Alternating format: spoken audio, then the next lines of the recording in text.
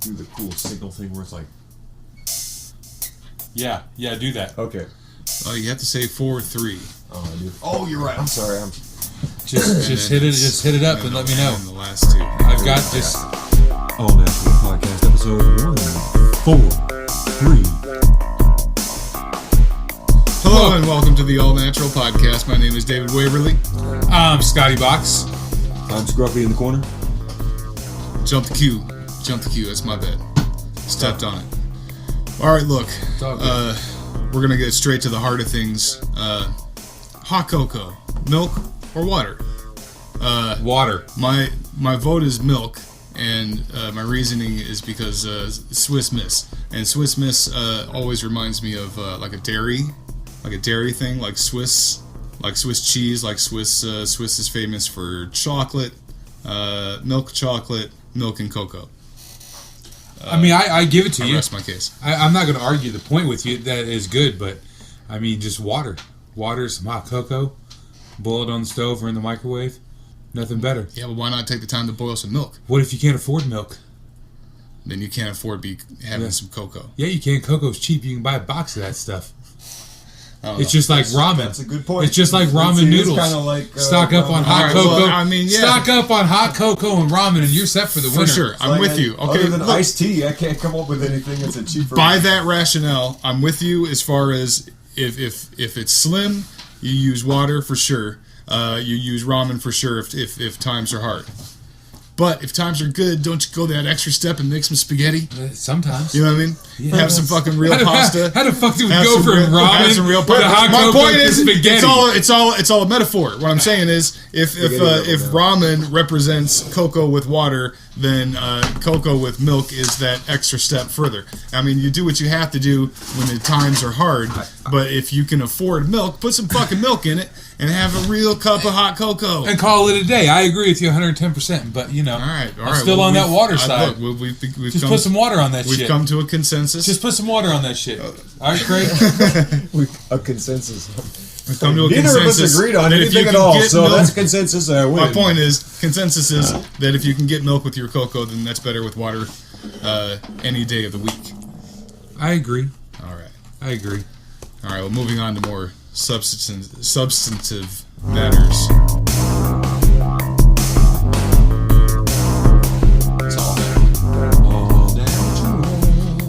Welcome back to the All Natural Podcast. This is the Box, and joining me this afternoon still is David Waverly! And Scruffy, back here in the corner. That's right, guys. The guys are back. I want to talk about just for a minute the reasoning behind this entire podcast. And the reasoning is on more than one occasion and by more than one person.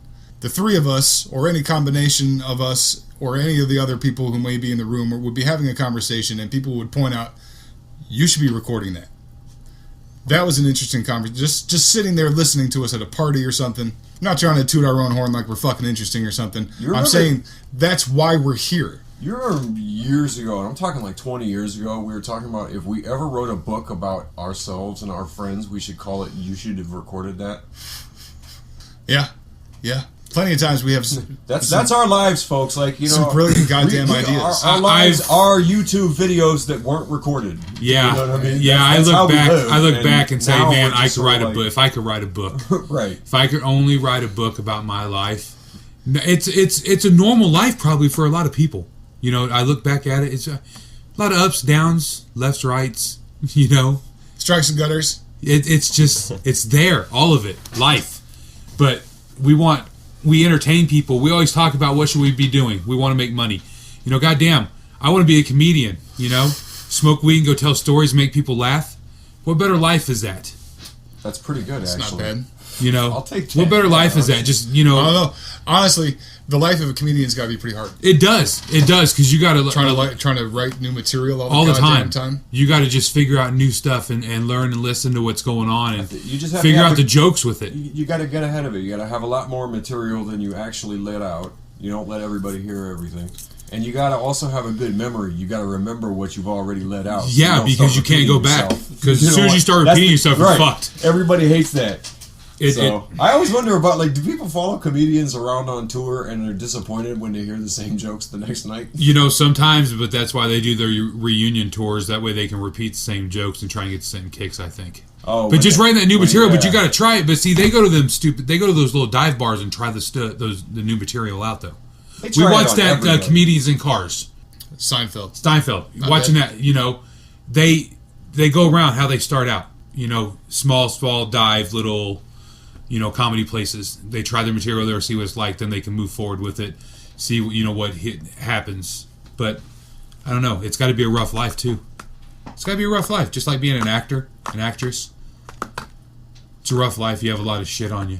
A lot of people following you, expectations. Expectations are big. That's true. The audience is probably expecting that we all want to be comedians, and that's what this is about, because that's how we started here. But you know what? Fuck you, because this is the All Natural podcast, and this is how we do it. Just keeping it natural. We want you to call in and just tell us your funny stories. You should do that, actually. Little things like that. And we're not here to tell you about our lives. We're here to just opine on things. Opine? That's the word, right? Yeah, opine on things and let you know how we feel and just sort of chop it up with each other and have fun. No, this is not a biography or a documentary show. No, this isn't a news show. It's just a show. It's a natural show. And since it's natural and it's all natural with no artificial flavor. Be truthful. Be real. We're going to let it flow like that. We want you all just to keep it as real as you can. Anything you have to ask us, we'll answer it. Anything we ask, we want you to answer. Ask you. We want you to answer it. We just want you to be natural with your answer. That's all. Keep the limitations. I'm excited for this. I'm excited.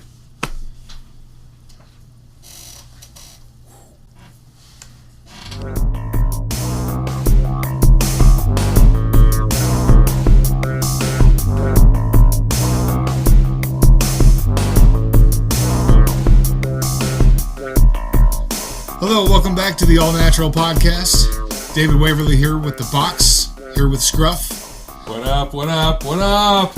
What up?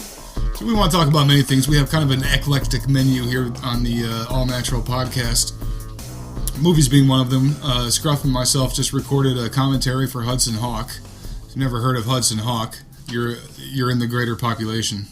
Anyway, we're kind of into movies that sometimes weren't universally accepted or universally praised. That don't have mass appeal, I think might be. Maybe don't have that kind of mass appeal. or maybe Hudson Hawk being one of them. They thought it did, but it turned out it didn't. But I think sometimes. I think that sometimes, depending on when you grew up and what maybe you were into when you were a kid or something that your family watched all the time, you can have an appreciation for a movie that maybe wasn't this. Everybody else didn't have the same experience with. I have a theory about that, actually. It's just basically that you can tell a lot about people based on the movies that they stick to, even though they know they're not good. That's interesting. Well, it's because, it's like you say, once you've got that attachment to it, you're just sort of like, you're quick to overlook the movie's flaws. And you're very quick to find the movie's hidden qualities that everybody else doesn't appreciate. And, Mm-hmm. For example? Box's favorite fucking movie. Mine? What's your favorite fucking movie? My favorite fucking movie is National Lampoon's Christmas Vacation. There you go. It's a good movie. I love that shit. Like I say, wasn't up for any awards. No. Didn't. Okay, that's true. I was about to say probably kind of a hit though. By all means, probably not the best vacation movie. I'd have to put the first vacation movie. Wally World? No. I don't say it's the best. I'm talking, that's my all-time favorite movie, though. Is that's what I'm saying. Point being, what makes it your favorite movie? It something you watched when you were younger, right? Yeah. And something that you kind of grew up with. Just grew attached. I thought this was what I'm saying, great, man. That's a personal. I like the National Lampoon's movies, though, man. The first one, the Wally World, man. They get that station wagon in Chicago. They're traveling. They're on the road. That's good shit. I loved it. Tied grandma to the fucking roof. Yes, I tied her to the roof. Drug the dog down the road. That's good shit. That's classic. But European Vacation was good too. They're Big Ben of the Parliament. They're just going around that roundabout, just circle after circle after circle. It's great. I'm a fan of all three of them. But my all-time favorite, National Lampoon's. It's coming. I'm ready. I Theaters think near you coming soon. Christmas Vacation might be better than the original. It might be. It's pretty close. I would say it's better. I didn't think that European. When I saw European Vacation, I was like, "Wow, this one isn't nearly as good as the other." I saw one. European Vacation first. Oh, Yeah, that was the first one you saw? Yeah. Oh no, I seen Wally World first. I'm not Christmas. sure. Okay, to be technical, I'm not sure which one I saw first because I got the first and the second one mixed up because I would see bits and pieces of the two of them mixed up all the time, and I never could tell which one I was watching. They're classic. I'd watch all three of them. It wasn't until now. later I sat and actually watched Vacation. I was like, okay, so all that happened in Vacation, and all the rest of the stuff must have been from the other one. Oh yeah. But when I saw Christmas Vacation, I was like, this one's better than the others. This is awesome. I don't know why. And I was a little older, but not much. I mean, Eddie out there with the shitter hose. Shitter's full. Dumping his sewage down the drain. I think there's a lot of one-liners in them. Both of those movies that are just so quotable. And I think actually on that level, I think Christmas Vacation is probably better on that one. With the one-liners? Yeah. Oh, yeah, definitely. The first Vacation's better with stuff like sight gags that you just can't help but crack up when you see. But Christmas Vacation's got the more quotable stuff in it. Yeah. Just better lines. Oh, they're good. What's his name? Who played Eddie? What's his fucking name? Oh, the it's on elder the tip Quaid. of my tongue. Randy Quaid. Randy Quaid. Didn't he go crazy? I think so. I don't know if he went crazy so much nuts? as he just sort of... No, he went batshit crazy. Hold on. They're all batshit crazy. Nah, not like him. He just got caught being batshit crazy. He had to move. He had to move out of the U.S. or some shit. He tried to he's got a big ass beard right now. He's an expatriate. There was something. Yes, I did see something about Canada, that. Yes, if I'm not Canada. Mistaken.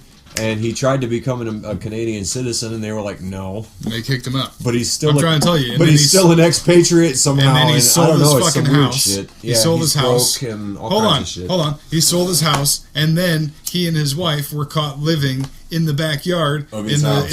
in the guest house of the house he just sold. Crazy. National Lampoon did it to him. Last thing I heard about them was that they're sort of a charity case among fucking Hollywood aliens. people. Like they just sort of live off of whatever it is that people give them to help them with their fugitive status. So there you go. I mean, Randy Quaid.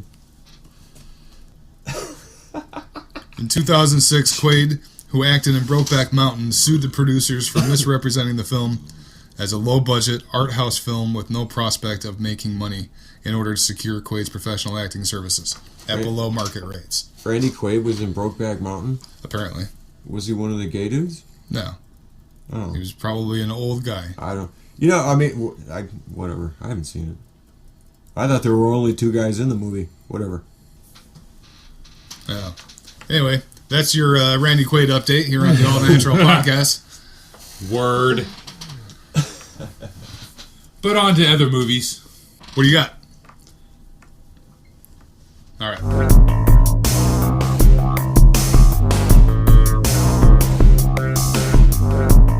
By the time it comes up, Thanksgiving or, I just can't believe how the year's flying by. Weren't you talking about Halloween movies? Yeah. Okay. That's what I meant. All right. Second. Talk about Jamie Lee Curtis, being in, starring in all of them. Hit it. That's been hit. I mean, we're good to go. We just need a lead in. Welcome back. All Natural Podcast. Word. So, Jamie Lee Curtis. She's hot, man. Is she? I think she is. Is she still? I don't know. She was last time I seen her on NCIS. I don't watch NCIS. Well, I do. She's got that cougar short haircut. And only cougars can pull off that short haircut. The last time I seen her, I was like, she's still Silver Fox. Silver Fox. Yes. But Jamie Lee Curtis, okay, Jamie Lee Curtis. The point I'm making is that she was, just as the time of this recording, was recently announced that she's going to be in the new Halloween movie. Is she? Oh, is she? Yes. I didn't even know they greenlit another Halloween movie. Yes, I think it's John Carpenter. Really? Hold on. Maybe I'm being reckless here. Hold on. Well, that'd be nice to know because Google. I'm a fan. I'm a fan of Michael. I like Michael. I like I do John too. Carpenter's Michael. Yeah. I like sorta Rob Zombie too. I like Rob Zombie's Michael The too. first one was good. I Yes. could tear into those movies. The only downfall was him being that big burly, not wearing his mask with the long hair and the beard. Michael has his talking mask. He has his mask. Not there at the end of the zombie movie. He Whenever spends they're like in a the third cabin. of his screen time with no mask. Yeah. That's With the long sure. hair and I the mean, beard. but he's got the looking whole like the cabin the whole man. time. You counting the time when he's being played by the kid? No. No, I'm talking as an adult. He's got a mask There's most mad of the beard time. in that movie, dude. I mean, No, In that's the the zombie second one. in the zombie That's one. the second the second one I'm that I'm talking about thinking the about? first one. Well, In the first one, too? yeah, he's got the mask on with the beard. Yes. The And beard's absurd. that was the. I liked the beard. That's the only thing I really I don't liked mind about that he the has a second movie. beard. I mind that he has an absurd beard. There is no insane asylum in the world that would let an Indian. He's have not a in beard an like insane that. asylum. He's been And living there's in the no reason mountains. He was why on the mountains. He would just grow it out to look all mountain manish. It Because would get that's on where his he- fucking nerves. Because that's what he was doing. He was Yeah, mountain it's manning because it Rob for like Zombie a year. thinks big bushy beards are awesome, is what it is. Okay. But anyways. I'm just saying it's not that. If the guy ridiculous. carries around razors, I'm pretty sure he'd shave a lot. You know, I'm a fan of both Michaels, so it is what it is. I like the shape better. He doesn't carry around razors. He carries around a fucking butcher He knife. carries around stuff that's really sharp. And he's ready to kill mean- motherfuckers. And yeah. Hold on, I'm You still see, looking up this I fucking guess movie. that what I got Rob Zombie distracted is with the saying fucking with the beard. All right. While you're looking Hey, stuff up, zombie I'll in the beard, I'll get in the that's beard. Zombie's What thing, Zombie though. is saying with the beard is that this Michael Myers is so distracted with killing people that he's not even thinking about shaving ever. He's like, fuck That's that, right. I kill. He's I saying don't he's been shave. hiding out in the fucking mountains like Bigfoot for a year, and you're gonna have a beard when you come back. All right, I'm fine. Fuck. Fine. Is that just like if you go to outer space, you're going to have a But beard really, and come I back mean, from outer space? That's like saying he cast Sherry What? Moon Zombie because she's the finest actress in Hollywood. That's his rationale. And I'm like, no, we don't believe you, dude. Well, I mean, sure, he stylized it. That's what he does. Hey, hold on. Which We're is- getting off which is- subject. which Jamie is Lee style. Curtis. That's not even what I want to pick apart, really. Do it. I'm just saying, it seems like maybe you haven't seen these movies enough. I mean, you were just confusing the second one for the first one. He had his mask on plenty. As an Do you adult have the in first one by movie. Zombie? What? Do we have the first one by Zombie here? I've got it. The first one? Yeah. I want to watch it. I gotta say, that's a fair point because I saw the first one, and then whenever the second one came out, I got them both on. I had like a copy of them, and I watched them both about 5 times in a row, and then I haven't seen them since. I want to watch it. So that's why they get confused, is because I literally would go right from the one to the other. I think they even cut out the credits, so it just went straight into it. And, like, that's how I would watch them. And then, I watched that a few times, and then, I don't know, dubbed over or something. Forget it. Okay, it says here that the new Halloween movie will forget every other sequel. So says John Carpenter. Well, that's to be expected. That's dumb. It's dumb, but it's to be expected. I guess so. What they're saying is He's saying there is no Every other Halloween 3. You're saying there is He's no saying that there's- H2O. well, is he discounting part 2 also? I don't think so, because directors almost never do that with their own shit. So okay, so that was my whole point. Probably not. My whole point about bringing up Jamie Lee Curtis in the first place Okay. was to ask why in the how in the hell is she coming back? Because I think that H2O and whatever the other one is, it H2O that she dies in at the very beginning, or is that Resurrection? I think that's Resurrection, but shit, I don't know. Anyway, point is that she is dead. She's dead. What's her name? Character? Yeah. What's Lori. Lori. Yeah. Lori is dead. He killed her. Maybe it's At the- after at the- number at the 2 beginning- then. Maybe at it the has beginning. nothing The to do way with the I rest see of it, these. it's Because I mean, number 2 was definitely a you fucking can't sequel. even give movies like this comic book credibility when it comes to continuity. Like, I mean, And what's she going to they're come going to back be as? like, A it was all a grandmother? dream, and you're going to have to buy it because it's a slasher No, it'll flick, be. you know? It'll have to be present day. Still be Laurie Strode.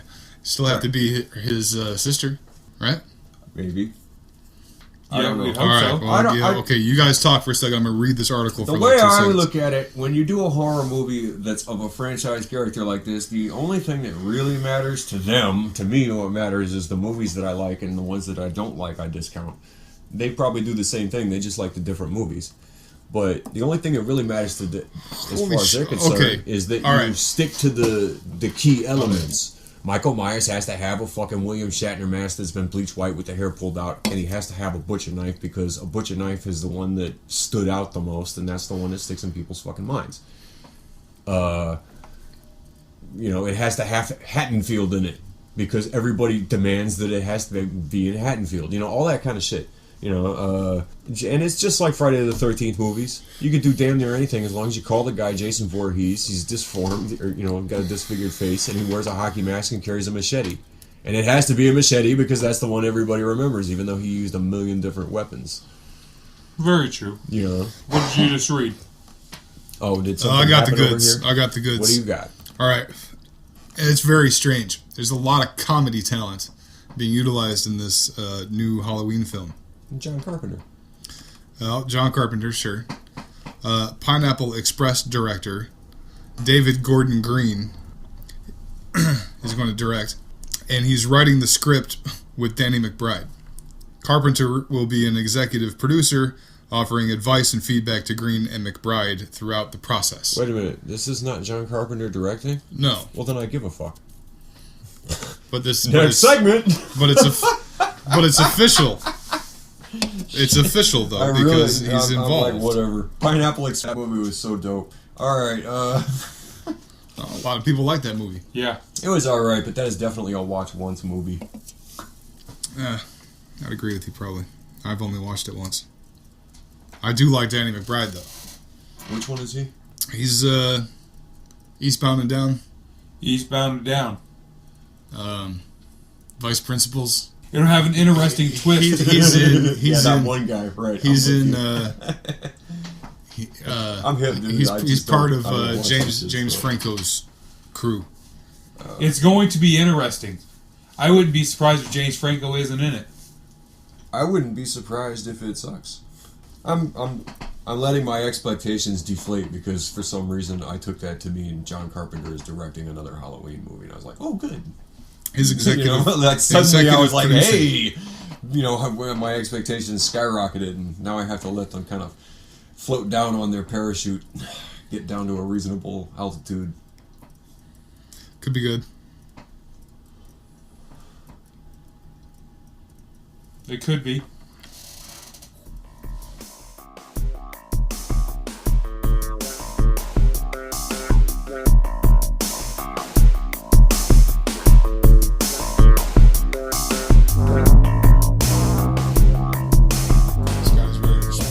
Saying is that we could talk about sports and or classic wrestling. Is classic wrestling not sports? Well, that's kind of why I said and or, but to be honest, no, it isn't. It's sports entertainment. That's what it is now. I hate that term, but it is probably better than trying to front like it's a sport. It is still trying to front like it's a sport. Who am I kidding? It is a sport. Athletes. Who wants to kick off the comeback in part? Do we need your turn? Coming back in to the All Natural Podcast. This is Scruffy. With me to my right, not that it matters to you, is David Waverly. And off to my, well, he's not actually to my left, he's across the table, is Scotty Wax. What up, what up, what up? I believe in this segment we are going to get into sports and pro wrestling. Now, it could be either a discussion of the merits of discussing, sports and pro wrestling together at all, as in, does pro wrestling count as a sport? But instead of that, I'm going to veer off track and start asking about the crossovers between sports and pro wrestling. Let's talk about sports and pro wrestling crossovers. You know what I'm talking about, right? I'm talking about people who went from one to the other, or from the other to the one. You're talking about both. like Mr. T coming into wrestling.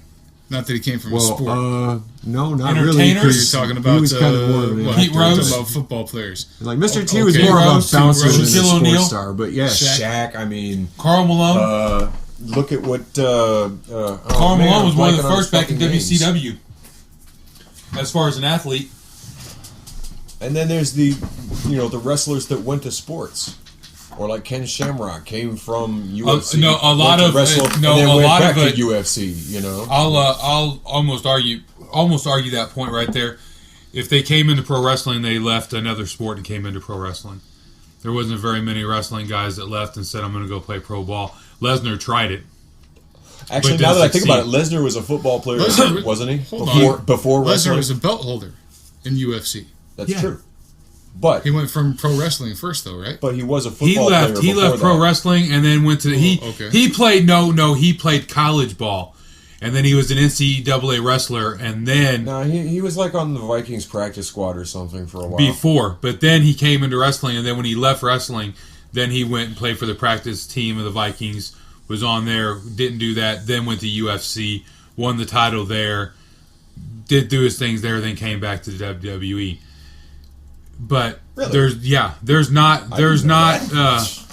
any sports entertainers, wrestling superstars, whatever you want to call them, that have left and went and played professional football or baseball or anything like that. They came back. That's WWE though. I mean, that's already the big time. That's the same thing. So. Same thing with like TNA.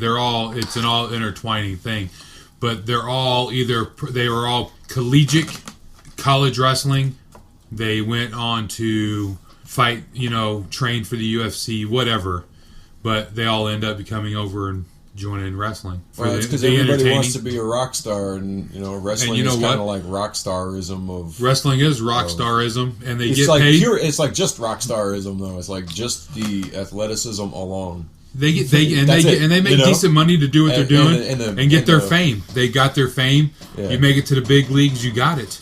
Plenty of guys went from wrestling into the movie business, though. Oh, that's where it is. It's from wrestling to the movie. Especially nowadays, though, and they're blending. That's what the entertainment. WWF just makes its own movies, and it's that simple. They were smart. Excuse me, WWE. They got. Fuck y'all. I'm too old school for that shit. Old school, man. I can't help it. I cannot. I swear. It's WWF. I'm sorry. No, it wasn't WWF. We didn't have it that long. That's the World Wildlife Federation, sir. Whatever. Yes. Those guys are a bunch of saps. Well, that's here nor there. Anyway, so undeniably, The Rock is the most successful wrestler turned actor. Well, he's pretty much. Yeah. He's one of the few who can legitimately. He's about to run for fucking president. Yeah. What the fuck? You know what I'm saying?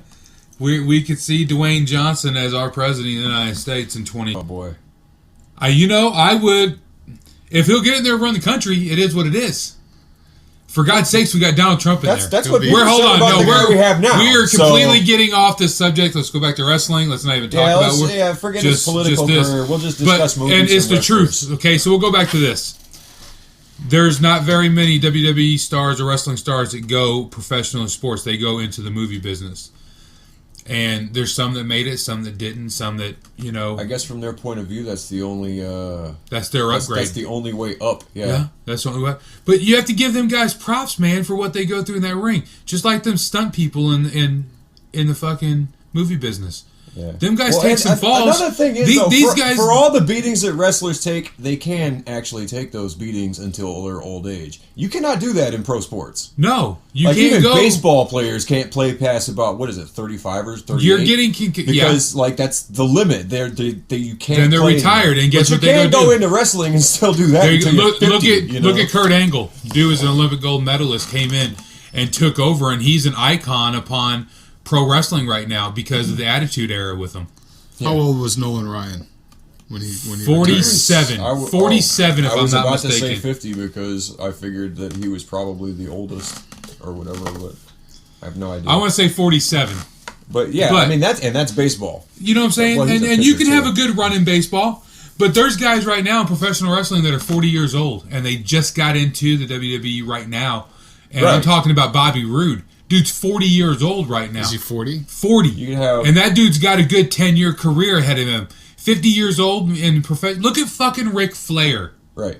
Woo! Look at any of them. You know what I'm saying? Style and profile and Learjet flying. That dude was just, he almost died. Yes. Well, he came back. But I mean, he's old now. He's had a very, very long run. Oh, yeah. There's no football player in the universe could hope to play football as long as any wrestler basically gets to wrestle. So, yeah, for all the slam and jam and abuse their bodies take, it is still I give it to apparently, them. by empirical evidence alone, it's still apparently less than the abuse that you take in pro sports. You know, and it's the truth. And these guys get dropped on their heads. I mean, they're jumping off the cages. Yeah, they're making those choices, just like professional football players making the choice to play football and get hit and do the hitting like that. But anyways, I give pro wrestling. I give pro wrestling does do props. more damage than a planned hit. It is very entertaining. I'm 38 years old and I enjoy the shit out of it. You know, just as much as these little 8-year-olds out there that love John Cena right now. There's a guy who tried to get into movies. Hey, he's making it on in the the movies thing. That dude, hey, hold on, no, John Cena's making it in the movies. Let's get on him for a second. We can't get on because John Cena's making something. He's making movies. They may be a B-rated movie in people's eyes. I've never seen any of his movies. I've seen his movies. I've seen him in the ring, and that's enough for me. I've seen his movies. His movies are decent. I've seen The Rock in the ring, and I could tell. Okay, you could put him in a movie; it'd be all right. So, I've seen John Cena in the ring and been like, "I'm good to go, Mr. Marine." Dude, the dude's good, man. He topped Hulk Hogan. Take your word for it. Well, that's not hard. Well, it is hard. It is hard to be the man. Hulk Hogan was the king, man. He was the man. On the movie screen? No. That's what I'm talking about. He's talking about in the wrestling world. You were talking about wrestling, so I went right into wrestling. We can get into that with John Cena. That's what I'm saying. John Cena is necessarily John Cena's a perform on the John screen Cena is. You do have to give him his props, man. He's better. He tops. He took over. That dude took over Hulk Hogan. Hulk Hogan, NWO, Stone Cold Steve Austin, The Rock, and Triple H, and The Undertaker. John Cena took all that by himself and ran it. It took only him. The Attitude Era took Stone Cold, it took The Rock, it took Triple H, it took The Undertaker. Before that, Hogan started it and had Andre the Giant, but Hogan started it. I'm not sure exactly what you mean. As far as taking the lead and running with the business. This is basically, they do what they're told, let's face it. No, they John Cena got that given to him. He didn't get just that like given all to the him. rest of them did. He earned it, sure, but it's not like he just walked in and was like, I'm going to fix things. No, he was given his orders just like everybody else. I'm just saying, you have to give the dude props for... I give him as much props as anybody else who's had that kind of a career. But I'm not going to go see his movies because I can tell I won't like his performance. Yeah, I can tell that without having to go see the movie. I'm not trying to watch his movies. There's no way he's going to be... And that's on you guys. I mean, I'll watch what him I've seen all day. In the ring. Because, I mean, he's great as a wrestler, That's another thing people keep thinking, like, wrestlers are actors. I'm like, no, they're all portraying exactly the same role, and that role is wrestler. The dude surpasses everybody. They all just have a different taking flavor care of his wrestler to fans, play. man. If you look at the dude, He's Wish got an avid Foundation, fan base. He's magnificent, and he runs himself ragged and makes sure that everything Make-A-Wish comes. Cena is 40. Well, they didn't get Gandhi to play himself either. I'm just saying. Gandhi wasn't around to do it. Well, but they wouldn't have gotten him anyway. They'd have gotten Ben Kingsley. Yeah. I'm sorry. You know what? I think we should probably bail out of that for a second because if we're getting into Ben Kingsley while we're talking about wrestling, then we'll just move on to a new topic. Music guy, save me, bail me out.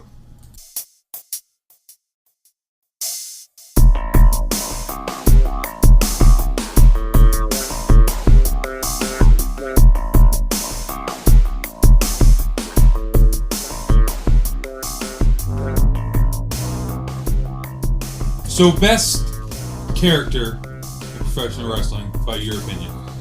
My favorite characters, that's a big one. Ric Flair is one of my favorites. You brought him up. Ric Flair's the man. I love his character. Flamboyant, silver spoon, ladies' man, richest, best havingest. I don't know. Like his character. A lot of energy. Woo! Of course. Come on. Ric Flair is the man. He is the man. But I also love Randy Savage's character. Oh yeah, brother. He cut the best promos. Man, in that time frame. But you have to put Roddy Piper with those too. He was way up there. Piper had great promos. But by far best character. I did look forward to Randy Savage's promos. When I saw he was on, I paid like a little bit more attention because I knew it was going to be good. Best character by far, and it ran a legendary and iconic status, is The Undertaker's. Undertaker had a great character, and it was strong. It was strong character. Can't fuck with a dead man. Yeah, I mean, you know what I'm saying? It's a strong character. It never really lost its phase. It showed resurrection to different stuff when he brought the American badass. When he would be burying motherfuckers. Yeah, just putting it down. Paul Bearer. Yes, the urn, everything. Well, he had that, and one of the key things here. Nobody really talks about this much anymore, but it is a key thing for a wrestler's career. He had a dope intro. Dope. He did. Like at the time, especially the dopest intro. Well, at that time, he was the only person you could the get whole the entire. place would just freak out when the lights went out. And that right there, up until recently, there was no other superstar that had the entire stadium go black for their entrance. Until recently, with like Bray Wyatt. Bray Wyatt was one of the most recent ones where it'd go completely black and then they have the little lights going. I would say that Bray Wyatt's definitely the spiritual successor to the Undertaker. He is the spiritual successor. Yeah, he's sort of the Undertaker. That's a different one because he's got a really good character. I like Bray Wyatt's character a whole lot. From what I've seen, I'd say that. But as far as iconic characters, man, it's the Undertaker. Let's tie this back into movies real quick before you get off Bray Wyatt. Bray Wyatt's entire character is based on Robert De Niro's character from Cape Fear. Is that true? Yes. That's true? Yeah. Yes. You're kidding? No. I had no idea. It's great shit. That's great. It doesn't seem like it because he looks about 2% like Robert De Niro. Even in Cape Fear, and that's the thing. I really enjoy all the characters. Oh man, what's that guy's name? Max. Fucking. I don't remember. Bray Wyatt. No, the guy from Cape Fear. From Cape Fear? Fuck, I don't remember his It doesn't matter. The point being, I had no idea, no. But yeah, characters, and they had some stupid fucking characters. They've had some wrestling? stupid characters in wrestling is a topic that would take us about 9 hours to cover. Because I hate almost all of them, especially at first. Just some weird ones. And the most classic ones, I almost always hated at first. I thought Mankind was the dumbest shit I'd ever seen the first time I saw it. Mick Foley is a fucking genius. About the third time I saw it, I was like, I think I'm getting it. And about the 10th time I saw it, I was like, I like this. You're going to open up right there, Mankind. If I was to go with an iconic... I don't know who to go with, but I was thinking about Mick Foley. Which Mick Foley character is the best? You say that's why I was going to say. Hold on a second. Cactus Jack. Give me a second here. That's where it's at. That's why I was thinking about who would be my number one, and I was like, man, there's too many. There's so many. Oh, I don't know. Well, this one, that one. And then I thought, I could go with Mick Foley, and that'll cover 3 at once. Yes, and that sort of puts him over the top. But because while everybody's had other characters, or not everybody, but a lot of people have had these alternate characters, stunning Steve Austin and shit like that. But Mick Foley's about the only one who's done it like that with 3 different personas. He ran it with 3 of them, but his most iconic is Cactus Jack. And it's just that's what it boils down to. You can't really say favorite character, but as far as most iconic entrance or character, it's the Undertaker. It's the Undertaker. Most iconic and legendary entrance and character is the Undertaker's character. Bottom line. Where does Hulk Hogan fit in? He's got the All-American, but the Undertaker... Wouldn't it be great if there was some way to put together a Ric Flair versus Undertaker versus Mick Foley entrance character off? Yeah. They don't wrestle, they just... But as an iconic each other person, in some sort of 3-way as an iconic skit, an iconic person, man, it's the Undertaker. Ric Flair is iconic, yes, but the Undertaker, Ric Flair. Ric Flair was the thing I'll say about Ric Flair that to me might take him out of the top spot is that he is doing a character that's actually really popular in wrestling over the years. It's just that he was the best at it by far, and sort of made all the others that do that kind of character look like Ric Flair imitators. You guys realize all the Mr. Perfects and the ravishing Rick Rudes, and all those guys basically got forgotten because of Ric Flair. You guys realize he's only 68 years old. Oh yeah, that sounds about right. I hope he's around for a lot longer, man. He's only 60. What I'm saying is, like people were treating him like he was an old man when he was like 25. That's what I'm saying. The dude's only 68. Yeah. He's only a few years older than our fathers, or the same age as our fathers. He comes out drunk as fuck. And the dude Lays gets it drunk down. and gets down on it. But what I'm saying is, he is an iconic figure. We've seen him, but you look, he wrestled back in the 70s. You see what I'm saying? He wrestled in the 70s. 70, fuck. You know, so, yeah. Vince McMahon's only 72, guys. Maybe 71. But look, we know of 38 years. I got 38 years. You got almost 40 years of acknowledgement of Ric Flair. 40 years. And he's been there for pretty much all 20 of it, years. so. You know, he was there prior to that.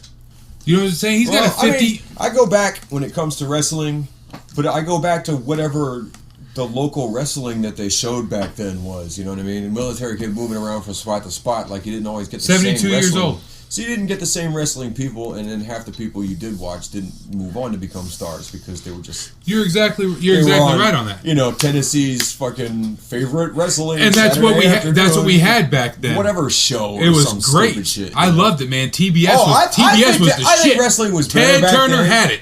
I think wrestling was better back when it was like this World Championship Classic Wrestling, WCCW. Yeah, even that. Even it was that. great, it was man. I mean, look at the singer. The took singer's the itself same less age. seriously, and I respected it more back then because of that. And now it takes itself too seriously, which is fine if you develop or deliver really good product. But to me, like a lot of skits and storylines that just sound like crap is not product. I want to see either really, really good fucking energetic stories that involve me, or I want to see kick-ass wrestling. And pretty much the rest of it doesn't matter to me. And WWE does not specialize in kick-ass wrestling. No, because it's entertainment. It's entertainment because that's what they realize what it is. Entertaining their market share, which is the problem for me. Because I'm not in their market share. And some people aren't, but it went from where it was to where it is now, and they follow the time. You know, they're out of the PG era. They're into the new era, is what they're calling it. Well, they kind of it's an in-between between the Attitude era and the PG era. You know, they kind of flirted with this like almost R-ratedness or whatever, and that was at the end of the Attitude Era. They've bounced back and they've gone into like PG-13 minus. No, they're back. They're out of that. That's when John Cena got the kids and everything like that. I'll tell you, who had a good character. Ultimate Warrior. Ultimate Warrior had one of the best characters. Ultimate Warrior, his whole fucking thing was awesome. His character was some face paint with some tassels and shaking. He was a neon warrior. He was a fucking idiot. He was awesome. He was a fucking idiot. He was awesome. The Ultimate Warrior was an idiot. Let me shake the fucking ropes. Oh, brother! I'm not selling anymore. That. Believe it. Fuck that. No, there ain't no believing that. That's like saying you really didn't like Ultimate Warrior? No, I didn't. Whoa, what? Hold on. No. At the time, as a child, yes, I dug Ultimate Warrior because I was just I'm not talking about how he actually was behind the scenes. I ain't even talking about that. Have you ever seen the WWE put out? Have you seen the documentary? Yes, with his roided out promos and shit. It was fucking great. That totally spins your idea of Ultimate Warrior if you haven't thought about him since 1989, which was my case. And I saw that and was just like, wow, what a story. But it did not make me think he had a great character. If anything, it totally rewrote my opinion of his character to be, oh, I get it. He just put some little sparkly tassels on and came out and spazzed the fuck out as fast as he could. And then, you know, tried to ride the applause as long as he could. And it fucking, you know, sooner or later they woke up and were like, we need to get this guy off the roster. There's another guy who went to acting. Yeah, he did go to acting. Batista. I mean, Batista. He's in them fucking Guardians of the Galaxy movies. That's interesting because I just watched he's really good. Man with the Iron Fist the other day where he's got the Colossus thing going on. Yeah. He's pretty good in that because he doesn't have to say anything. He just sort of walks around being hardcore, punching people through walls and shit. But that's, I mean, you know, just like I was saying, that's delivering the product. That's what I want to see in a martial arts movie. When I turn on wrestling, I want to see some wrestling. I don't want to see a promo unless that promo gets me hyped. My favorite promo back in the Attitude Era, and the favorite thing that I ever heard back there whenever the music would break, is Stone Cold's Glass. Really? You're getting entertained, man. As soon as that dude came out, you're getting entertained. I remember when that was brand new. You remember that? We were watching that when they debuted that, and we were like, what the fuck is... Oh, this must be Stone Cold's new shit. And then he comes down, and like the whole place is erupting. They're loving it, and we're all... It was a party we were having, so we're all loving it, because we're all trashed and having a ball. Big fan. I'm a big fan of Stone Cold Steve Austin. I remember when somebody was like, "Hey, Stone Cold Steve Austin's getting a lot of heat," and whatever they would. I don't remember. I wish I could remember who it was. It might even have been you, Dave. But somebody was telling me about Stone Cold Steve Austin, whatever. I was like, "What the fuck? Are you talking about that guy from the Hollywood Blondes? Who cares?" It's like iconic. They brought him over to be a jobber. Who cares? And like that night, we watched wrestling, and out comes Steve Austin being Steve Austin and whipping everybody's ass, and I don't know. That's how it was. I looked like a dipshit for that, but I really was on some like, who gives a fuck? That was like the music. It would hype me up. I'd hear it and like, yeah. Oh, we should have definitely do a segment about WWF fuck y'all, wrestling entrance music. Oh, Austin. We can talk about it for a minute. That's not my favorite. What's yours? Go ahead. Let's hear it. Mark Henry's got the best current music. You like Mark Henry's? 10 years or so. Yeah. Most iconic is Shawn Michaels. I don't remember what his is. Most iconic is Shawn Michaels. I'm a sexy boy. Most iconic. He's had that. Wait, it's never most changed. Iconic? It hasn't changed. That doesn't mean it's the most iconic though. As far as somebody hears it, they know exactly. Ric Flair's entrance is probably one of the most iconic. The most iconic, I would say either Ric Flair, just because Hogan's is in there. Hogan's maybe, probably Stone Cold. I'd say Stone Cold's got Hogan's. I'd say probably either Ric Flair or Stone Cold. Those are definitely the two that like. The Rocks. You know who's coming. I mean, The Rock. The Rock, yeah, but it had like a zillion remixes. The Rock's would be my second favorite, but it would have to be the one that he had when he was with Nation of Domination. That's the best one. I mean, No Chance. And then they do is things like bring iconic. in rock guitar and all these No other Chance. things. No Chance in Hell. I mean, I don't even know that Or one. DX. DX is pretty iconic. Shane O'Max is pretty iconic. Triple H's. Triple H's got fucking time to play the game. You want to know who my favorites is? The Oddities. Now, the wrestling world may not give a shit, but to me, I'm like, fuck y'all. That's the Greatest Show is an awesome song, and I love this shit out of it. That's by far my favorite wrestling entrance theme.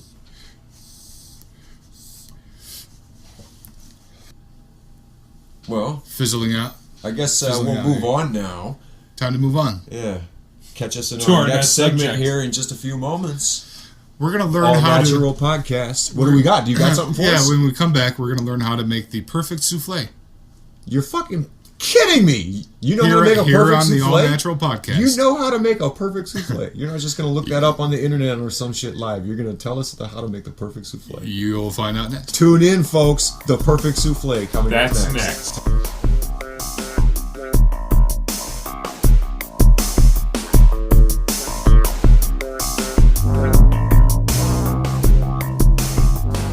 So, what's next on the menu? Argument about Star Wars. Well, I figure any of that'll just come up when it comes up.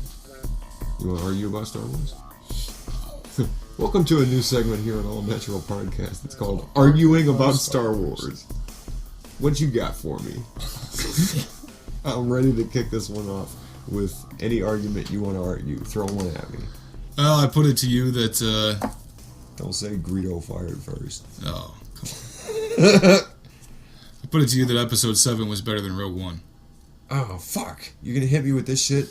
Well, I mean... Okay. We've talked about it, but we've All right, so this is something that me and consensus. David Waverly have discussed a few times. You got this movie, Star Wars story, or Rogue One, whatever the fuck is Rogue One, a Star Wars story, with a colon. Because it's not an episode anything. And then you've got this other movie, which is Episode 7, you know, and is an actual, real quote Star Wars movie. Colon, all right. Now, yeah, it's got a colon. It's, yeah cancer-free colon, though. I know, because you can see it up on the screen. Yeah, it's got so precancerous polyps. Oh, boy. No doubt. Yeah, this is really going well. The thing here, folks, that you need to understand is that basically I'm like... the new Star Wars, or the Force Awakens, is pretty good, all in all. It's about what I expected in the end, and it may or may not... It's probably not better than Rogue One. Rogue One is equal to, or perhaps even better than, The Force Awakens. This is an unpopular opinion around the podcast table, because I happen to know for sure that at least 33% of us think that's dumb.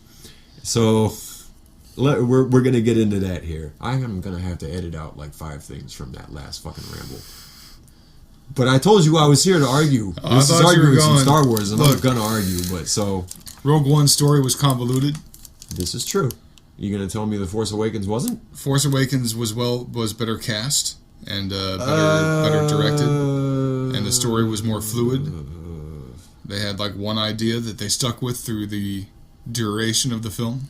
No, as opposed to where you could tell Rogue One had one idea. The problem that Rogue One had with the story was that it had only one idea. And yeah, you can tell that they had to mess with it, but you can tell they did it with The Force Awakens too. And you can also tell there's parts of The Force Awakens where you kind of wish they had fucked with it for about 5 minutes. Here's the real question, completely switching gears. Is Ron Howard going to be able to save the Solo film? That's the real question. Okay. All right. If we want to argue Star Wars now about speculation stuff. Well, hopefully this podcast look, I like Ron Howard. Solo comes I out. will say this. I'll say this. I like Ron Howard. I believe in Ron Howard. Ron Howard's made some movies that I like, and he's also made some movies that people don't like that I do like. Like what? Backdraft, for example. Backdraft was good. A lot of people shit on that movie, and for good reason. People are like, there's nothing in that movie except the 5 minutes worth of De Niro, and that's a fair assessment. I think I've seen that movie twice. But I mean, come on, Ron Howard did Willow. Willow was dope. Like just on Willow alone, if you gave him just the resources that he had to do Willow and nothing else, he doesn't even get to have any more computer graphics, and gave him the Solo movie, I'd be like, well, there you go, it'll be fine. He'll do as good as Willow. So yeah, I feel like he can. But he didn't start this project. That's the thing. He's trying to save this project. This shit was half filmed already. He didn't start Willow. Willow was something that George Lucas came up with. Way before. Yeah, but he was there on the ground floor. Well, as far as the movie, yeah. Ron Howard even wasn't that's there not for true. Solo. Willow's a second hack, or a second take, because a lot of shit from Willow was originally developed and tossed into those fucking Ewok movies. You ever see those? Oh, terrible. Yeah. They're not good, but they're not meant to be good. They're fucking TV movies, fucking man. Horrible. They're like the best science fiction TV movies ever made. I would just do that. You've got like... That's probably not true. There's probably like 7 or 8. 30 years worth of Doctor Who. Those aren't movies. Those are like movies. Those are like hour-long movies. I did. In a world where hour-long the only science fiction TV movie that I can think of right now is Damnation Alley, and that one wasn't very good. But it had a cool vehicle in it, though. Sharknado! 1 through 4. Cable movies. I'm talking TV movie. Talking about network movie. Yeah, but that's different now. That's different now. Okay, so... I'm sure what do we have to choose from? Do networks do movies anymore? I don't even know. I don't know. I don't think they bother. That's what I'm saying. Because they're all tied to some other cable network. I'm not grasping your point because I don't have a selection. Don't you remember how it was in the 80s when you had exactly 3 TV channels? Yes, I do. What I'm saying is, how many of those movies are there? That's what I'm saying. What do I have to choose from? How many are science fiction? Probably 20. What? I'm sure they did one name for something other than the Star only Wars one I could think of was Damnation Alley, and that movie sucked. Although it had a cool vehicle in it. And you're like, I have no idea what Damnation Alley is, and I'm like, that's my fucking point. So you're discounting Sharknado. Sharknado's horrible. No, I'm saying that's a made-for-cable movie as opposed to a made-for-NBC in 1980s movie. I mean, there's a difference. You know what? I'm not even going to try to defend those movies because they do suck. Sharknado? No, the 2 Ewok movies that were made for TV in the 80s. Oh, yeah, the 80s shit? I'm talking about that was pretty movies. Bad. They were pretty bad. But as a kid, I accepted them. I didn't accept them as like true Star Wars movies. I almost kind of saw them as like student films or something. All right, so what about Disney fan films? What about Disney shit? Because I mean, like, okay, hold on, wait a minute. Mountain or whatever you just nailed me on that because there was the Magical World of Disney, and that essentially was a TV movie by Disney. I'm on some. They probably blew me away. Like the Black Hole or whatever probably alone kills me there. So, and I haven't seen the Black Hole in eternity. I just remember it being a good movie. About Murder in Space. Murder in Space? Yeah, man. Fuck that. About the Man Who Fell to Earth. Ooh. Boom. I've seen Boom. The Man Who Fell to Earth, and that movie blows. Boom. That movie is ass. Whatever. That's that highly movie regarded. Is really, really bad. It's highly regarded. I have seen. You're kidding. The man who... Come on, man. You know why? Because they did it on MST3K. That's why. What about Bionic Showdown? That movie is a science fiction movie that has, like, the science fiction of it is that everybody's driving Ford LTDs. What about Not Quite Human 2? I think I've seen Not Quite Human.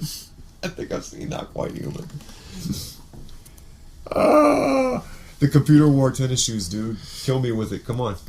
Brave New World.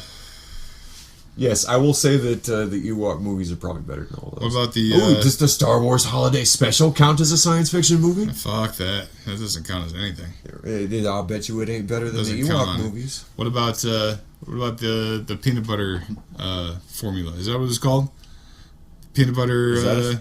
No, that was the peanut butter in I'm your not hair counting that. and it Anything fucking grows. That was anything a good that was made for Disney sci-fi. Channel on cable. I don't know if that was if Disney. it was made for Magical World Was of that Disney, Disney? When they were on fucking ABC and NBC. Is the peanut back butter in the movie 80s Disney? And 70s. Yes, but it was some Disney Channel Disney. Whatever. So I'm not counting that one. Wow, we got a lot of mileage out of the Ewok movies, considering this all started on Rogue One or whatever. What about, I feel like I destroyed that one because you were like, it's more fluid, and that's the only one I can give you. Knight Rider 2000? Ah, okay. I mean, come on now. But that's based on a series, though. I mean, if you count that, and you got to count V for Vendetta. What about still? You got to count. What about still Not Quite Human? You got to count Battlestar Galactica. You got to count Buck Rogers. Babylon 5. You know, you got to count Babylon 5. Has Babylon 5 done movies? I don't know. Babylon 5: The Gathering, 1993. Gathering of the Babylon-Lows. Journey to the Center of the Earth. Wait, which one is that? I don't remember that. 93. 93. So they did a Journey to the Center of the Earth in 93? Yeah. I don't remember that. I watched that. Why the fuck did I seen watch it? Who's in it? You said you've seen it? Yeah, I've seen it. Does it stick to the books? Nobody I know of. I don't know. I don't think so. Oh. I don't know.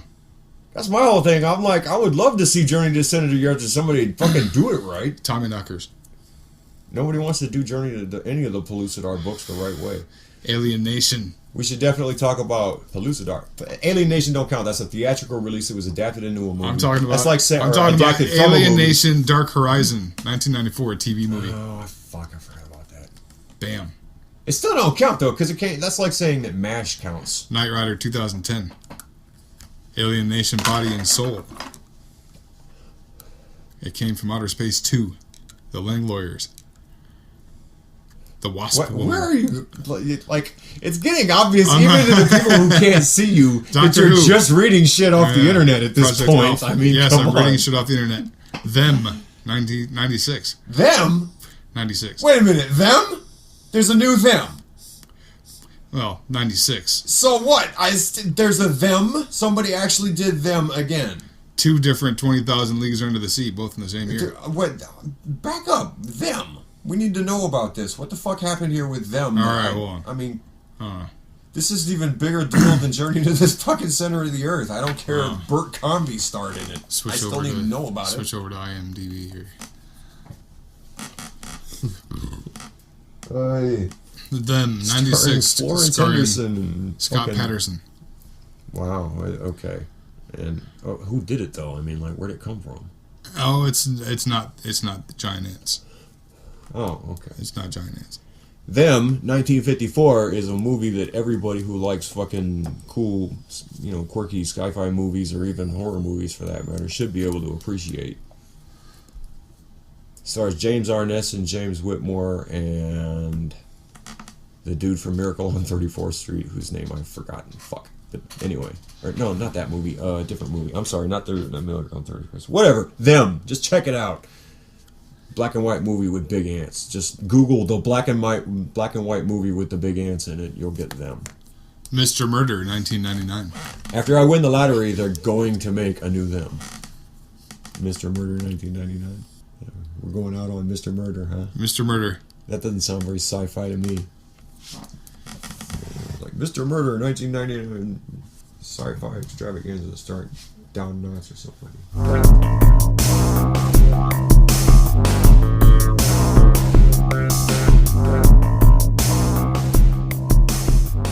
Ladies and gentlemen, welcome back to the All Natural Podcast.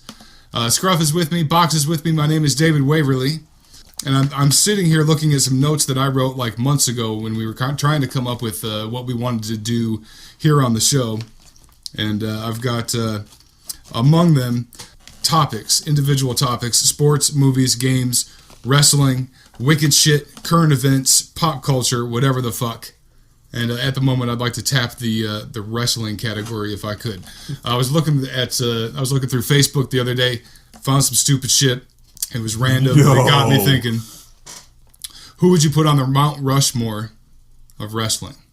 And I feel like that kind of content. Wrestling, pro wrestling, I assume. Pro wrestling. And we're talking about Rushmore, just four. Just four? Four people who would represent the greatest of what pro wrestling is. Wrestling. Right? Yes. Give me 5 seconds. Hold on. So it's like Andre the Giant.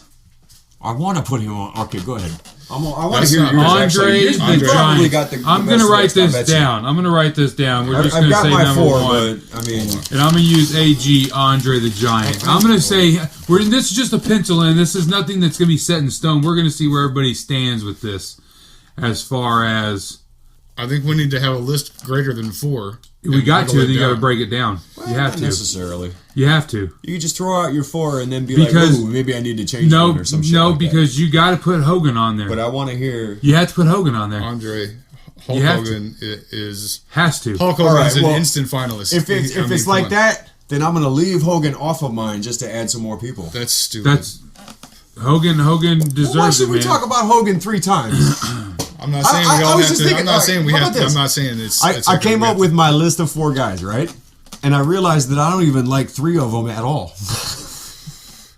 And I was like, and the 4th guy, I was like, well, I'm kind of a fan. That's not the thing. really. This should not be a popularity contest. Then that's what I got. I got 4 guys, and I don't even really like 3 of them. Okay, and I'm going to throw another name out, and it's going to surprise you guys. Do it. Bruno Sammartino. Really? What? You're gonna put him on the on a list. Right. No, on a list. Oh wait, on a list. On the final list. I want to put him like on a list. I'm putting a notation here that's your pick. That's fine. Put him down. Are we doing it? Are we making the list as committee here? I mean, who is that? All right. If you definitely want me to put my name on somebody that's going to go on that I think that should go on there. That's one of them? No, it's Sting. Sting? Sting needs to be considered, I think. The Stinger would be one of my finalists on the 4. Well, is the Stinger. Not talking about your top 4 or whatever, but that's a pretty good list just for top of your head for, off the top of your head. Because, I mean, going back, I'm on IGN right now looking at the top 50. Yeah. And you'd be amazed who they have number 1 right now. Who? Shawn fucking Michaels. Greatest pro wrestlers of all time. Shawn Michaels. That's not so amazing. It's definitely not who I'd pick. Well, he's number 1, but number 2... Whose list is this? This is IGN. IGN.com, top 50. Okay. The Undertaker's number 2. I'd say Undertaker needs to be in consideration. And then their number 3 is Hulk Hogan. And their number 4 Hulkster's got it. Their number 4 is Steve Austin. And their top 5, Bret Hart tops it out. Ric Flair is not on that list at all. I'm putting Ric Flair. I'm putting Ric Flair. I wrote Ric Flair down on my paper. Ric Flair has to be on there. On Mount Rushmore, he would be mid-woo. Woo! You know what I'm saying? Like, and you're in the middle of it. You're trying to figure out who needs to go on there. And I totally agree on Ric Flair. Ric Flair being like already a shoe-in with the Stinger standing strong right in the middle.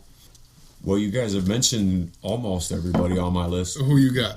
My list that I came up with, trying to think of the biggest and greatest of all time, was Ric Flair, Hulk Hogan, okay, Steve Austin, okay, and Vince McMahon. Well, no, Vince was on.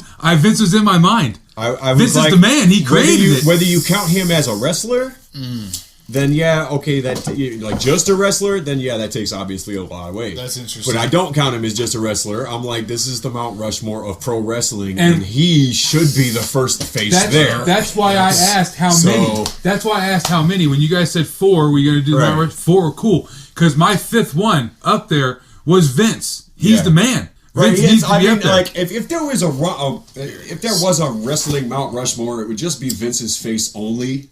And then, like, down at the bottom underneath it, there would be, like, 10 guys whose, like, tiny little faces were underneath him. But mainly you'd just see Vince. It'd be a family tree, you know? Right, Vince, There'd be Vince, and then underneath him is, like, you know, these people, Triple H these people would be right under him, and then under that would be, like, Stone Cold. The Rock. But in all honesty, I can't say 4 people.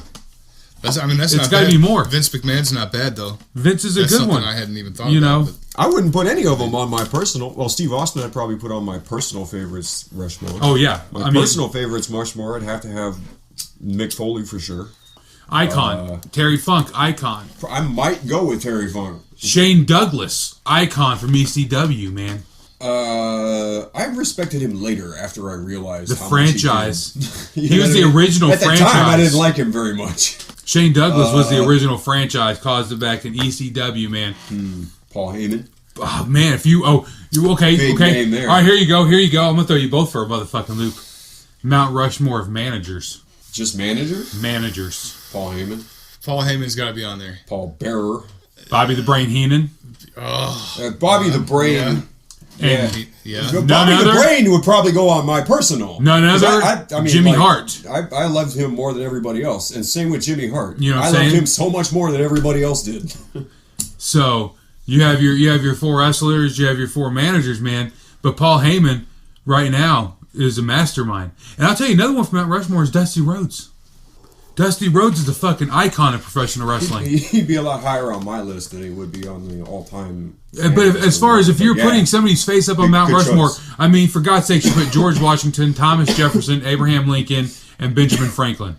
Right? What about, Who's it for? Jesus Christ, that's our $100 bill. It doesn't even matter. Like I said, there's a whole stupid story behind why they chose the people that are on there, and it's ridiculous. I think I've heard the story, anyways. But why does there have to be 4, man? Why can't we have like? Well, because that's the game. A fucking pick hill. 4. Because you have to pick 4. That's what makes it hard. That's what makes it difficult. Is Bret Hart on the list? He was on the IGN list. He was on the IGN list. He might. Yeah, I don't know. I don't know. I really though. I mean, like I say, if the criteria is all time, then I mean, like I feel like it's pretty much covered once you get to about number 5 or 6.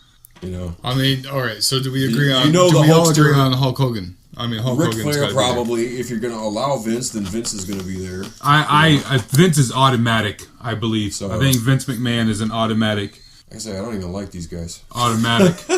And we all voted on Hogan.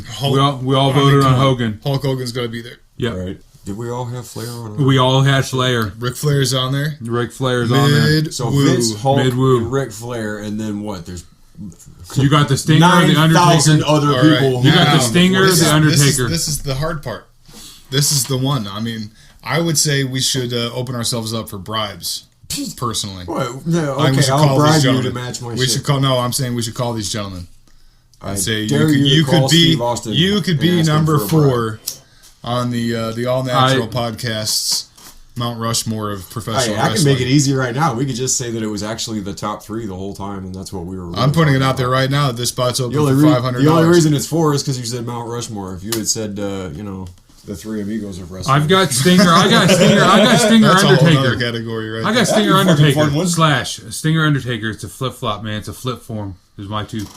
They should battle it out. I think they Andre should. the Giant, man. That was the first thing you led with. It was Andre was, man. I want to put Andre there like number 1. He was quintessential. To me, he was the. I can dig Andre. I ever started caring about wrestling to begin with was because Andre the Giant was so awesome. Fucking Andre. I can dig Andre. So you're talking Vince, Hogan, Flair, and Andre? Or Steve Austin. I like Steve Austin too. Who's he going to replace? Nobody. Andre. We're still battling for that number 4 spot. I'd like to put Bret Hart there, just representing the entire Hart family, and not foundation, the whole family, the entire subsection of wrestling that is. Andre's got his full statue at the WWE headquarters. So does Ultimate Warrior. And he's got the. So that tells you what a statue's worth. Ultimate Warrior is a statue, except for his entrance. He's not going. But what I'm saying is, Andre's got a full statue there at the WWE headquarters. He's got his own trophy and his own battle royal, so we can pull him off. Well, he did a lot for the business. For number 4, I'm going. Thinking about it, I'm going with Bret Hart, just to sort of symbolize the best all there the is, various, the best there was, and the best there ever will be. All the hearts that go along with him. You know what I mean? The fucking screw over in Vancouver, the spit in the face, motherfucker. He punched Vince right in the fucking jaw. His daddy fucking helped the company out. Awesome reflective blade sunglasses. Hey, they fucking loved him. They loved that dude. But I mean, Undertaker was around. He was twice as long as Bret Hart was. No, he wasn't. No, Bret Hart was before him. Bret Hart was the Hart Foundation easily predates Undertaker. Not by much. Undertaker just retired, is what I'm saying. Oh, I don't know when Bret Hart retired. He hasn't officially retired yet, by the way. I will put that on record. I will put it on record right now. He has not officially retired yet. All right, fine. So sure. That dude's looking retired. He is. That's what I'm saying. He is looking retired, but we gotta go back to this number 4. Who do we put in there? That's what I'm saying. Undertaker had a more prolific career, is what I'm saying. All right. I'll accept that. It's your Rushmore. It's our Rushmore, gentlemen. You should get, the tiebreaker or whatever. I'd rather go with Mick Foley than fucking Bret Hart, but Bret Hart seems to me like I say, there's more than just Bret when you pick Bret. Yeah, but this is nothing about like popularity or how good Mick Foley done a lot for this business. All the Harts have done more. They have, and anybody except Vince. You've convinced me a little bit in my head, man. Just in here talking and listening about that, just adding it to the wall. Shit, we should just put Harley Race on there to be all. That would be another one. Just to be all Homer about it. You're like, do you know how many wrestlers wouldn't be able to wrestle today if it weren't for the Harley Race Wrestling School and Eldon, Missouri, motherfucker, and all this other shit that's probably not particularly true, but we still want to make it look like Harley Race is the shit. So fuck y'all. I say we flip a coin. Wait, it's Undertaker versus who? Right on. We're gonna pick this back up. No, yeah, okay, we'll flip the coin after we come back. We're going to pick this back up, and that will be followed closely by a fantastic recipe for mustache wax. Oh, hey, what about that filet mignon? And the filet mignon.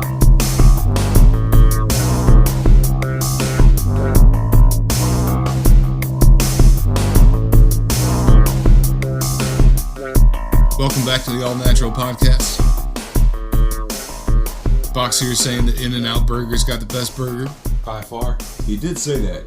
Tell me why. Double monster. I've never been there. Yeah, have you had In-N-Out? I've never had In-N-Out, so I've never had In-N-Out. Have you had Whataburger before? I've had Whataburger. Like the Whataburger. You like Whataburger? I do. Whataburger's shit. So, have you ever... man, I don't even know how to describe it, man. It's double monster style. You can get like a 6-patty burger. It's like a seasoned burger. Yeah, like a seasoned burger. Beef tastes good. Yeah, it's really good. It's really good. It's just the way it's made, and then the fries are made right there. Potatoes, they just crush them, crush them, and deep fry them. No shit. So fresh fries. You ever ate Five Guys burgers? No. Five Guys I've had. You've had Five Guys? Yeah. Okay, so take a Five Guys burger, and that's an In-N-Out burger. I just think it's a little better than In-N-Out. What Five Guys is. Okay, all right. So I don't even remember Five Guys. Like I ate there once, and I don't even remember what I ate. If you ever ate there, if you order fries, don't order everybody fries because they give you a brown bag of fries, like a large fries in like right. in a bag, like it's for like 3 people. Yeah. So, but yeah, burger wise, In-N-Out burger. In-N-Out but burger. like if I was gonna say we're talking fast food burger though. Fast food. Okay, so we're not talking tavern. Okay. No. Okay. Fast food wise, In-N-Out for me. I'm a Whopper guy. You're a Burger King guy? I like the double Whopper. I'm not saying that's the greatest burger, but as far as fast food goes, I mean, where does Fuddruckers fall on that? It's the restaurant. That's not fast food. It's a sit-down restaurant. Sit-down restaurant and everything. All right. You have taverns, you have restaurants, you have fast food. If the category is strictly fast food, then yeah, probably the Whopper. Double Whopper. Okay. Double Whopper, double cheese. Okay. That's where I'm interesting. at. I don't really know what I'd go with because, I mean, I've had a lot of different franchises that just all around. And the way I see it, when it comes to fast food, you're mostly talking about that restaurant with that crew working that day. You know what I mean? Yeah, Well, definitely. So the way I It's rate all them in my relative. head is which one around me is the one that's safest to eat at, basically. Oh. You know, where they work the hardest at making their food fucking right for you and all that shit. Well, around here, You know? yeah, it's not the Whopper. And tell it you is that. at the one Burger King on the 4th. They're all right. I don't go out there. Oh, well, that's a good point. I've not had a problem with the Wadesville one either. But I'll say this: the Hardee's that's up the road here, I think I'd go with them as far as the local because I love their mushroom and Swiss burger and it's always on point. Whereas that could be your favorite burger, though, man. like better than the Whopper, so Okay. it takes over. It's better than our Whoppers. I've had Here in good town, Whoppers. Don't get here me in wrong. town, Wendy's is the safest place to be. As far as safety and you're gonna get your shit you want to get. Yeah, we have. Go in, but you go into Hardee's, you can watch them make your food in Hardee's. But for some reason, we know a guy who works there, manages the place. That may be the reason. For whatever reason, every time I go to Hardee's and order this particular burger, it's always on point. So That's good stuff. that's why I like it. McDonald's here is fucking terror food. You eat that when you want to scare yourself into shitting sooner or something. I don't know. Don't go to the one in It's Waynesville. fucking garbage. Nuggets. I've been eating a lot of nuggets the other from one, there. the far one, is even worse or what? Don't go to there. Is the one the close one to us right now is pretty bad. So Order nuggets. I love how we're sitting here slandering local Yeah. businesses. Yeah, It's not fuck really the local slandering shit. them. It's I a mean, Fuck local shit anyway. The We're talking fact about is they earned their reputation, but Absolutely. that's not like we're getting a little too narrow. but we're here. talking about burgers. I'm going In-N-Out. You're going Burger King Whopper, and you're going with. I'm going with Hardee's. Hardee's mushroom Swiss thick burger All right. for now. Even though traditionally All right. I used to hate Hardee's. So look, I'd like to update So- people. The Mount Rushmore of pro wrestling is Vince McMahon, Hulk Hogan, Ric Flair, and The Undertaker. Thank you. The Now- Undertaker. Okay. Now, if I could talk about the greatest burger overall, can we just include everybody? Greatest burger? Man, see, Greatest this is burger going to be overall. impossible. I would have to Because go it's on not a gonna be- tour of these places to hit them again Obviously, to we're not gonna- refresh my memory. I know. Refresh those taste buds. I'm just trying to get Fuddruckers on the table because I like Fuddruckers. Fuddruckers is shit. Build your own burger and shit. It's pretty good. And I got you. I mean, their patties. I don't are know good. about I best got of you. all time. Now, best good. of all time, man. I'm gonna say this burger I ate at Chemo's out there in Maui was fucking on point. In Maui. Yeah, I ate a burger there right on the ocean. That's that Hawaiian burger joint. You know what I'm That's saying? the Hawaiian burger joint. That's funny because the But- place I was about to name is in Hawaii too. So, But if you're gonna go with greatest, I'm gonna go with WF Cody's in Springfield. oh, okay. It's a little tavern on Sunshine, and I remember this, man. I won't forget this. Is my dad went there and they ordered a burger, and Dad ordered one. I said, Dad, why you ordering one? He said, it's all we're gonna need. Oh, one of them big ass burgers. The burger, the family burger. The burger came out like this.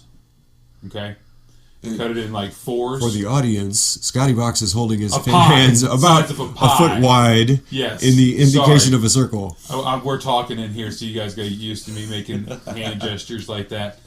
But and then there was like a pizza pie tray full of tater tots that came out with it, Right. and it was just one of those burgers that you bit into. It's kind of like that 66 challenge burger that we ate. Yeah, cooking from scratch. Yes. One up the, On yeah. 44. And matter of fact, How is that burger? I want to put this Not bad. down. Check this Pretty out. fucking big. I don't Let's think I've go had eat one. it one day, and we will record somehow. while Oh, we're the there. Cody burger? We can go up there and order the No, the burger. 66 burger. The 66 The ounce 66 burger. burger. We can order the challenge thing, but we don't have to do the challenge. We can just sit there and eat it. But it'd be us three. I don't I'll want do no. the challenge. I ain't afraid of no damn burger. It'd be you by yourself. It has to be you by yourself. Yeah, I know. Yeah, have Hey, fun you with can't that. eat that fucking burger by Yeah. yourself. I'm telling you right now. I could. It would just hurt. No. There's a time The limit. time limit. What's the time limit? An hour. 66 minutes. Right? Yes. What's the volume of the burger? 66 ounces. 66 No, that's ounces. the weight. This What's big. the volume? About yay big. It's fucking big, man. You got to eat all the fries and the bun. It's got a big ass bun on it. 66 ounces is a shitload. I say we go eat that one Fuck day. yeah. I'd have to look at it. What's that thing run like? It was like $30. I got wasn't it? pictures. It was like $30, wasn't it? Yeah, So I think it is about 30 We go bucks. up there and spend $10 a piece and eat lunch one day and order it. I'm down. I don't know if I even want one if I can't have a shot at eating it and getting a t-shirt or some shit. Well, this is how you look at it. You can judge it for yourself. You look at it. That's what we did. We wanted to split it. We split it at the table, and we both said to ourselves, "There's no fucking way I'm eating this whole thing." I wouldn't want to try to. The fact is that somebody, as skinny as me, my stomach would have to be badly distended in order to even accommodate all of that. So I'd get really sick. Yeah. So, but anyways, just to throw that out there, we'd bring it to the table, people. We'd bring it to the table, and we would tell you all about the experience of eating this burger again. We call it a field report. Yeah, just checking it out. And if we're ever in Springfield, we'll run by fucking Fuddruckers. Set up with us. Maybe check out WF Cody's one time. Hey, if they would pitch us free food, hint, we would just come out and do this all the time. All right. Well, hey, I think we're going to wrap up this particular episode. We want to thank you for joining us.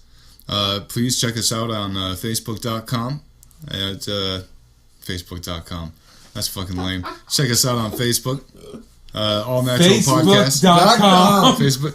Wait a minute. Listen. If you go to Facebook.com, goddammit. If you go to Facebook.com, what's going to happen? What's going to happen? It's going to pull up fucking Facebook. You're a retard. You can reach out to us on Facebook, people. But anyway, not Facebook.com. Not Facebook.com. Anyway, it has to be .com. You can also write us. You can write me at davidwaverly@gmail.com. .com. Oh, .com here. All right. It's your new nickname, .com. Fuck off and have a natural day. Nice. All right.